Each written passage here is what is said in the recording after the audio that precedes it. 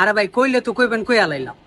মানে একটা মানুষের হাতের রান্দা এত পরিমাণ ভালো কেমন হয় ভাই? এ পোলা মানুষ।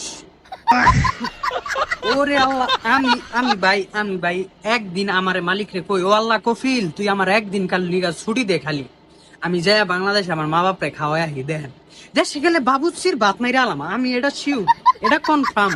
আঙ্গালাকে যে বুলু বাবুচি আছে, যেই বাবুচির আছে, ভাত কিন্তু খেয়ালাম এখন কইয়া দিলাম আগের থিকা।